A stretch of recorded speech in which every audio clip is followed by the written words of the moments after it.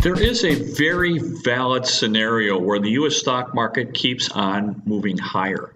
Wall Street does not necessarily reflect Main Street and does not necessarily reflect the economy.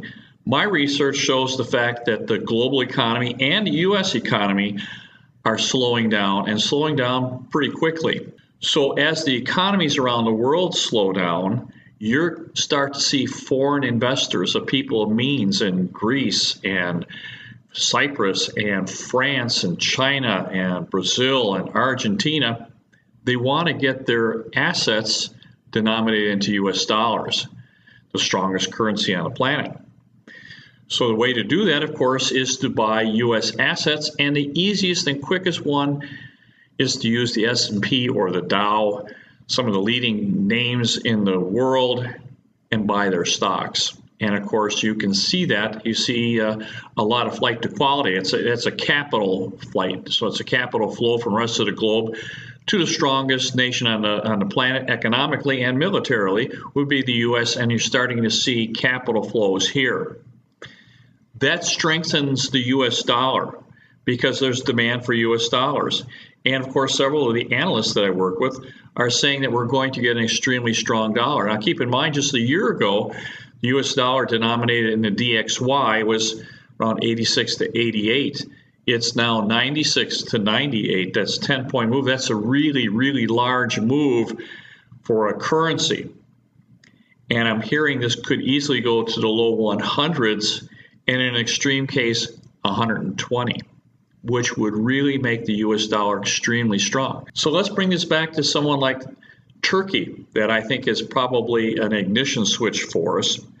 Turkey has a Turkish debt of about $225 billion. It has a corporate debt of another $350 billion. All of their debt, except for about less than 6%, is denominated in US dollars. Now, what's causing them trouble is the fact that their lira has devalued against the US dollar dramatically. And just in the last year or so, it's really devalued. So now instead of borrowing $100 billion, they have to pay back $300 billion because their lira has depreciated so badly. Now, this has really affected their economy, where they're seeing 24% interest rates and inflation running at 20% because the world is denominated in dollars. So if you're looking for gasoline, as the US dollar strengthens, that means that your Turkish lira gasoline costs more and more lira to buy the same quantity of US dollars. So inflation's running rampant. They're over almost 20%. And they've just entered into a recession, and they're looking at an unemployment rate of almost 17%. 17% of the population is unemployed, almost 4.5 million people. And the youth unemployment, so these are people under 25 years old, it's almost 27%.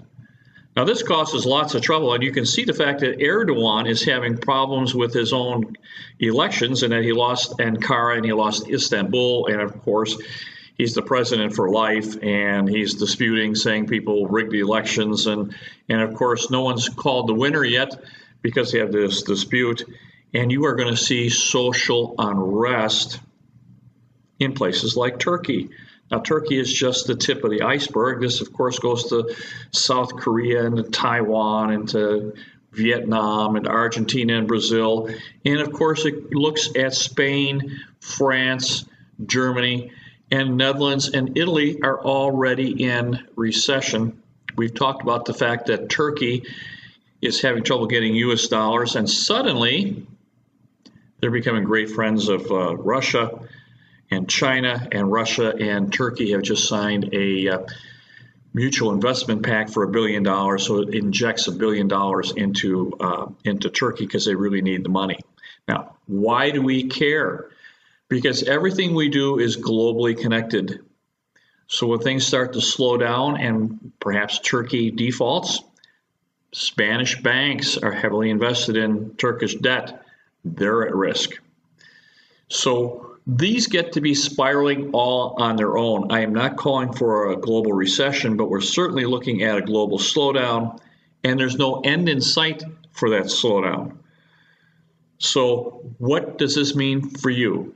It means that the U.S. stock market may not be reflecting the true economy, and you're investing in something on unsound principles. So you need to talk to your advisor and find out what's prudent for you. Let's explore the risks. And if there's a problem, what happens to your portfolio? Because if you're at my age, remember, we're not in it for the long run. We don't have a long run. We need to protect our nest egg.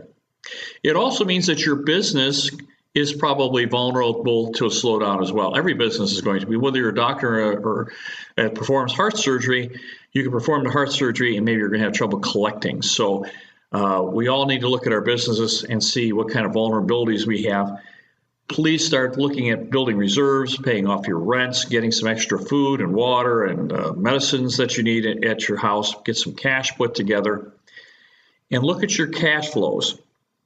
Now, if the last recession is any guide, asset prices can drop and drop dramatically, but income streams on those things that are considered life's necessaries, they're life staples like food and water and electricity, and of course, a roof over your head, rentals are fairly stable in an economy like that, so that you'll have a consistent and monthly stream of income. We can certainly help with that. And of course, once we get through this patch and get rid of all the dead wood, because that's what these slowdowns do. It gets rid of things that shouldn't be still. They're called zombie companies. You know, if you're not getting return on investment from your capital, then that capital should not be invested in your company, and that company should fold. So if I can help in any way, that's what we do. My best to you. Bye-bye.